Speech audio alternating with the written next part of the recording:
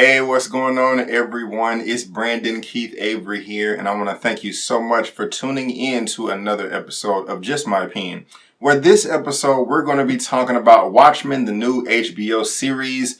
The first episode of season 1 just dropped the day before yesterday, and I just got done checking it out, and I want to talk about it. So, if this is your first time finding me and you want more Watchmen coverage or any other television show coverage, movie review, trailer reaction, entertainment news, or anything you think is cool, or I think is cool, click on that subscribe button right now, that little bell, so you will be on your way. So, I will be talking about this episode right here. I will be talking spoilers, so if you haven't seen it, it's probably best that you tune out right now. But I will go ahead and say, guys, that I freaking love this episode. Real talk, I thought it was great. I was able to relate to it in more than one way. Of course, we're going to be talking about that. And it's just really surprising because I have seen the Watchmen movie that came out, when did this come out? Like 10, 11 years ago, something like that. And the first time I saw the Watchmen film, I didn't like it. I was highly disappointed.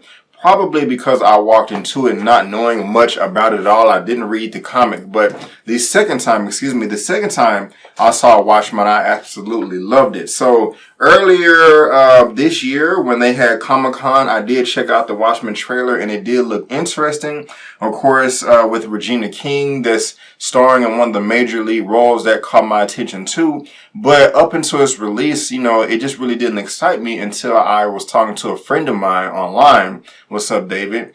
And he was like, hey, man, you need to watch this show. You should check it out. And I watched it, and I freaking loved it, man. So if the following episodes are up to this caliber, up to this standard, I have a new show that I'm going to be watching each week. And so let's just go ahead and get into the episode. Like I said, this is spoilers. Most of you know it was created by Damon Lindelof. He did Lost, Cowboys and Aliens, Star Trek, World War Z, and a ton of other things. Just check out his filmography on IMDb as a writer.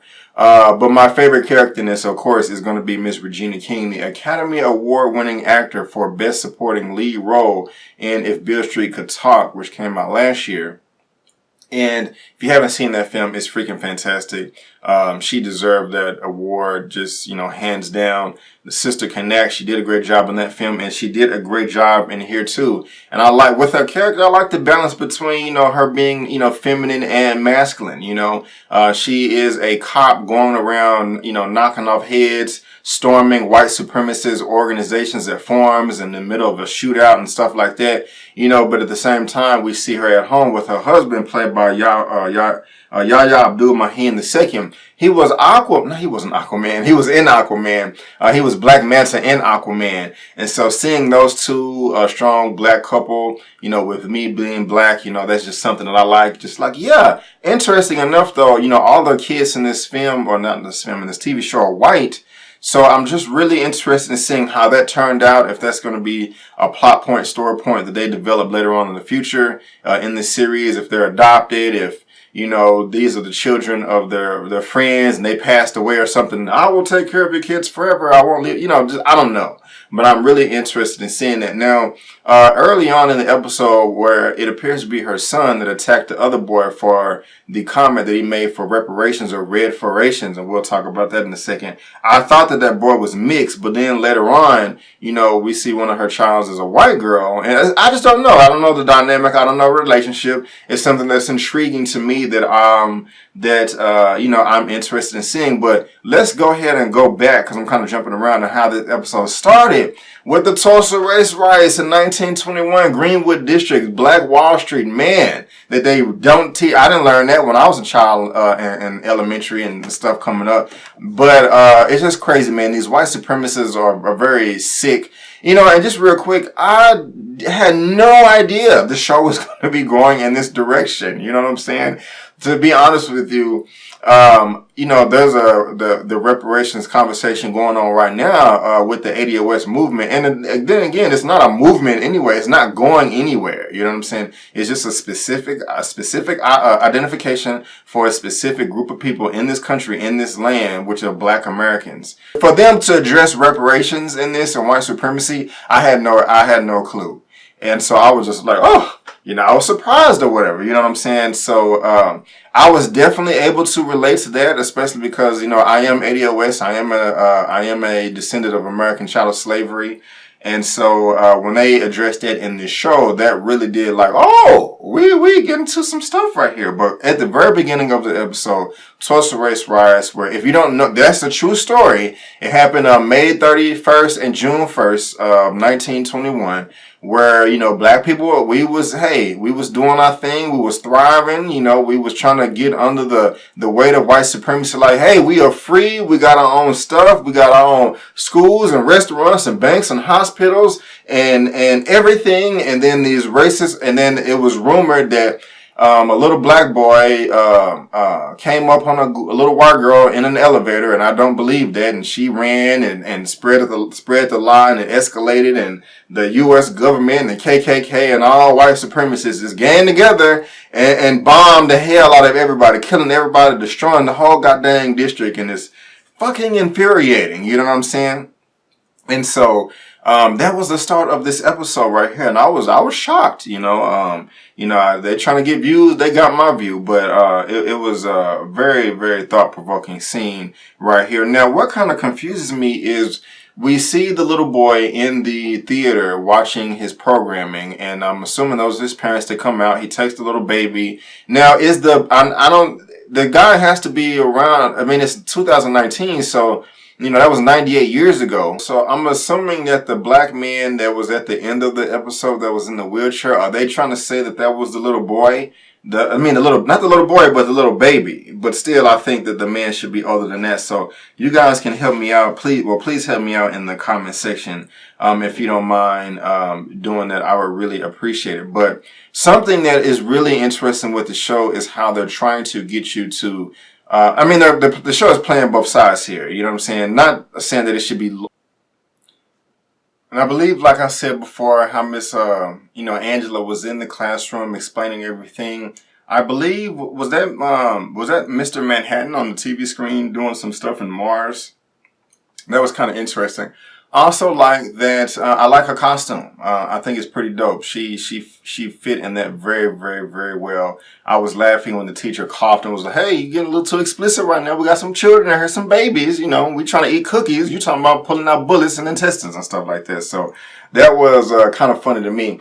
Something I have no idea what's going on right now, though, is all those squids that were falling from the sky. I don't know what that's about. So if somebody can help me in the comments there, that's something that I would appreciate as well. But we have this white supremacist terrorist organization called the Seventh Cavalry. And they're going around eating poison pills and stuff like that, pulling apart watches, getting batteries and stuff like that. And they have all these cattle, and they just rain fire and destroy all of their cattle, when Regina King was trying to infiltrate their facility.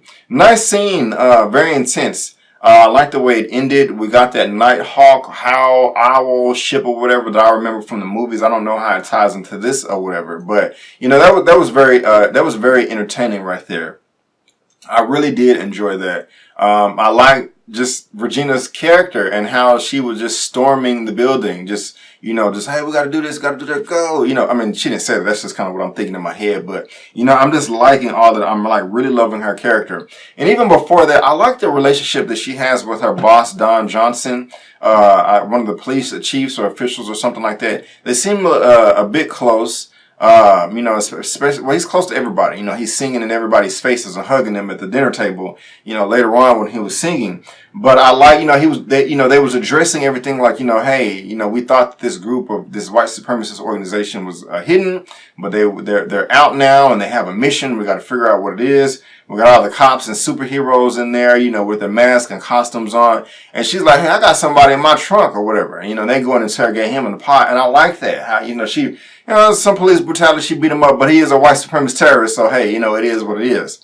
You know what I'm saying? But I liked all that. And he was talking about, when she was interrogating him, like, are you affiliated with this group? Or when the other guy was with the silver mask, are you affiliated with this group? Are you a member? Do you feel that people should pay taxes? Because I believe that part of the reparations program was that the little boy, that, some people don't have to pay taxes. Now, pay taxes. Now, they called it reparations or something like that because of Robert Redford. I think I saw another video where they were saying like he was president for like a long amount of time. But I'm really interested in seeing how the relationship of the children, because with Yaya and Yaya and Regina King, because they're black, of course, and the children are white. So I'm really interested in seeing how that plays out. But I do like the way the little boy went over there and decked the other one for just being ugly, with his attitude and stuff like that. Now, just kind of jumping towards the end, Ron Johnson's character is hung. They put some spikes out. He gets out of the car. Next time you see him, he's hung from a tree. It's very interesting. So I don't know where this is going. I saw the preview for the next episode, and initially I was like, okay, this is the white supremacist terrorist organization, the Seventh Cavalry, but it looks like it's going to be somebody else, and so I really can't wait to see where they go there. But let me see. Is there anything else that I want to talk about? Oh yeah, and Jeremy Irons. It looked like he's naked. At first I thought, he was getting some service from his maid, but she's rubbing his thigh down or whatever. I don't know what you've been doing, a lot of lunges or something, dude. But that was just kind of interesting. I think someone told me that's like he's going to be like the older version of Ozymandias or something like that from the movie. But I just don't know. But I'm loving the show so far, guys. I definitely will be back, for the next episode and doing recaps and stuff like that, especially if the video does well. So please share this, spread it, subscribe, all that good stuff. But guys, that is just my opinion. What you think about Watchmen Season 1, Episode 1, or if this may be the only season, I don't know. Please let me know down in the comment section below. Let's get this conversation going and keep it flowing. If you like this video, please go ahead and give me the thumbs up. Also, please consider subscribing, and also look me up on social media. But guys, I just want to thank you so much for tuning in. And before you go, don't forget that my name is Brandon Keith Avery, and that's just my opinion. Peace.